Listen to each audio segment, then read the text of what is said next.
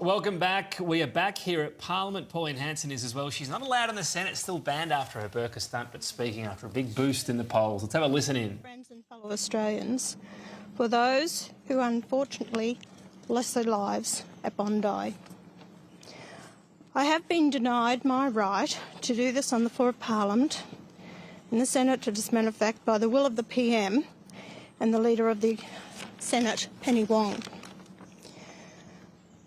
Also, on behalf of my colleagues and fellow members of Parliament who are with me today, I want to thank the Australian people for their support and confidence. They are now advocating for One Nation.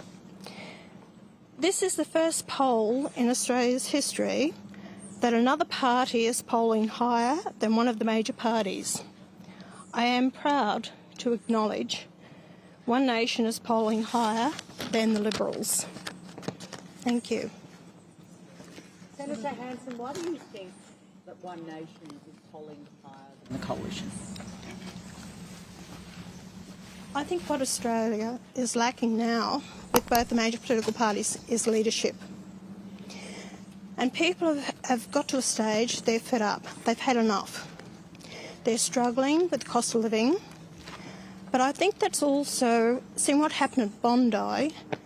And I think prior to that with Charlie Kirk, his assassination has been a big wake-up call for a lot of Australians. Mass migration has also been a huge, big issue for a lot of Australians. They've been now for years calling out to this government, pull back on it. Lack of housing, jobs, security, cost of living. It's a combination of a lot of things. And what they're looking for is someone who really cares about their country, about them, and about the future of the nation. Do you think if the coalition or the Liberal Party was led by someone like Andrew Hastie with more populist ideas, that it would be more competitive to One Nation? That is not for me to decide. That's up to the coalition if they want to put Hastie in, but it's also, up to the people to decide. I won't make a comment. When do you think your party could win a lower house seat finally, and do you expect any other defections before the next election? Well, you know what? I'm going to let Barnaby answer that question for it, because with your experience in lower house, you can answer that one. Well, thank you very much, Pauline, and thank you, everybody. It's good to see that there's not much on today. It's a decision of those individual people. Pauline never put any pressure on me to join One Nation. I deliberated over that over a long period of time, and of my own volition decided to make that decision. And I believe that if other people are deciding to make a similar decision, I'll leave it to them to make. It's a free country. There are Australians out there who are going to change their vote. There are members of Parliament, it's in 2026, who if they choose to will go to other parties. We've seen it with Greens going to the Labor Party, we've seen it with Nats going to the Liberal Party, we've seen it with Nats going to One Nation. Welcome to a free Western democracy where these sort of things can happen, and get used to it. It's not that unusual. Do you consider yourself, Mr Joyce or Ms Hanson, a viable alternative government? Is that your aim, this term, to build yourself up into an alternative government? You bet it is. I'm not just here to prop up the coalition or the Labor Party or anyone else. I put out clear policies now for 3 decades. On the 2nd of March, I was first elected to this Parliament 30 years ago. I've never given up for what I believe we need to fight for this country, our cultural identity, who we are as Australians. It is not racism to call out or criticise policy, which both major political parties have tried to advocate that I am. Australians now are realising that I'm a proud, patriotic Australian that wants to fight for them on these issues. As far as anyone else coming up, no, I'm not picking up the phone to any other Member of Parliament asking them to come across the One Nation. I'll make that very clear. And I think that these... No. So you're not at any discussions? No. Where do you think you can win a lower house seat? Look, they've advocated some of the seats in Queensland, throughout Queensland. At this stage, look, these are only polls. Please, I've really got a job ahead of me now. I really have. by putting us at 22% of the national poll at the moment, that says I've got a hell of a job ahead of me with my other colleagues. And we've got to maintain that support and confidence from the Australian people that we can hopefully form government, and too right, I want to do it. Senator Hanson, to maintain that support and to give people maybe some conviction or convince people that you are credible in this particular role, will there be more stunts like we saw you walking in with the burqa? Is that something you need to scale back in order to convince people who might be looking at One Nation but might have some reservations? If you really think that the support that we're getting is because of wearing a burqa in the Parliament, and it wasn't a stunt, I was standing my ground that you didn't want to introduce legislation to ban the burqa or full face coverings in public places, well then I will wear one. And that even upset them more, that I dare wear one. So it was standing my ground on an issue. I've put up and I have spoken very loud and clear against the Voice, the first one against the Voice, about the COVID-19 jab. It was also about the mass migration. It's also been about the climate change.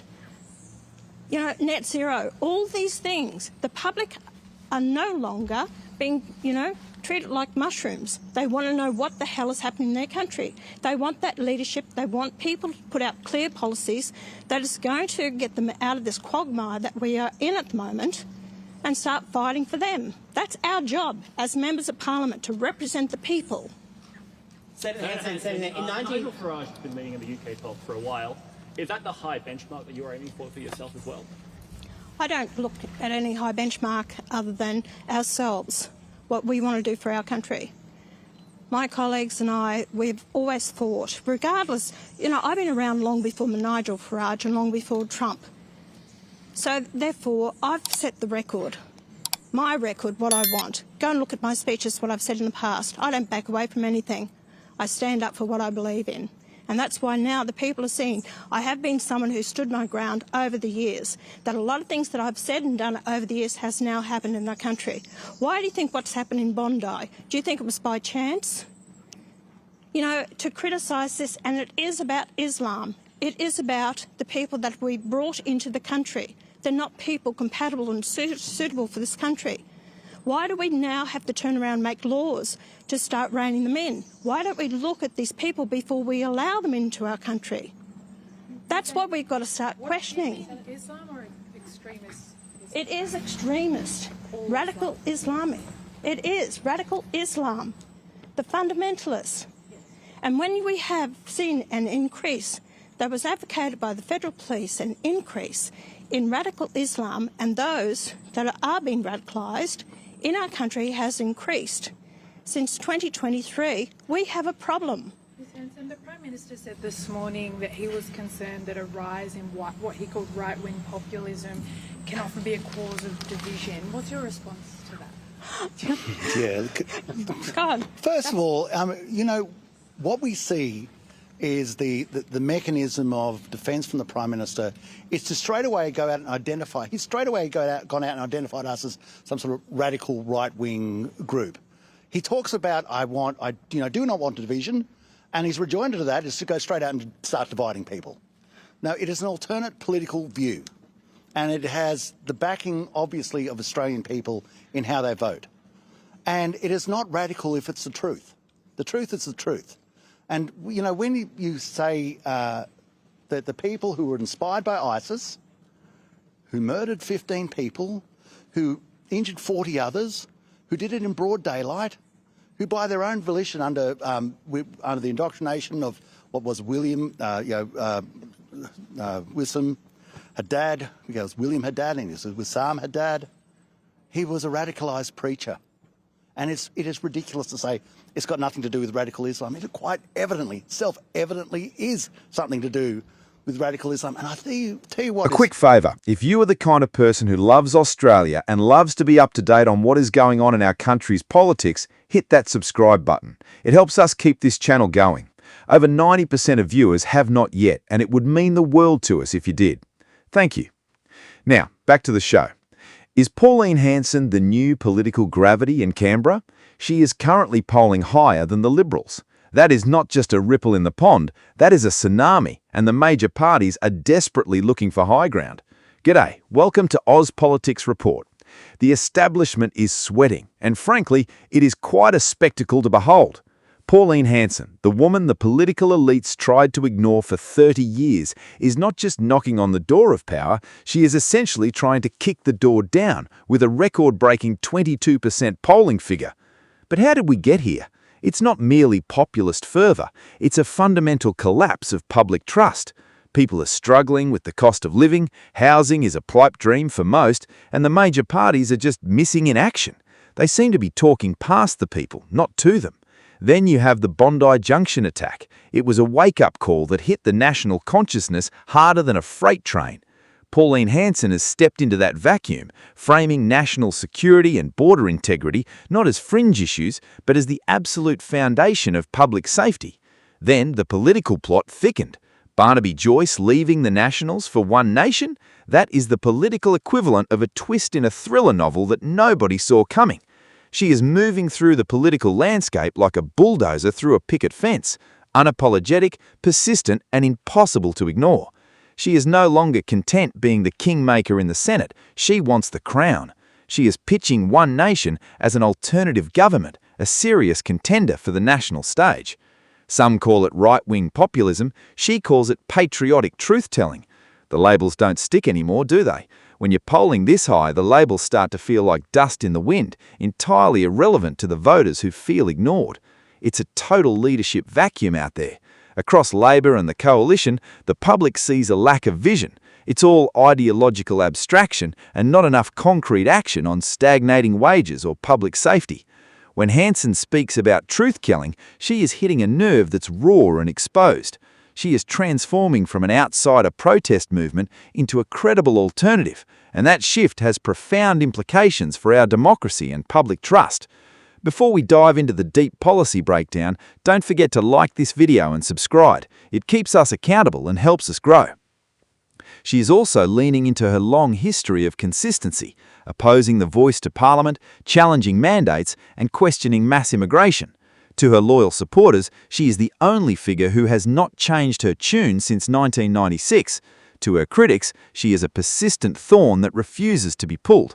But the numbers don't lie. She is actively targeting Queensland seats for a lower house breakthrough, and the major parties are watching their comfortable dominance slip away. She is reframing her past not as spectacle, but as a principled stand. She is positioning herself as the pragmatic voice of accountability. The political landscape is shifting, and Oz Politics Report will be here to cover every tremor. Thank you for watching.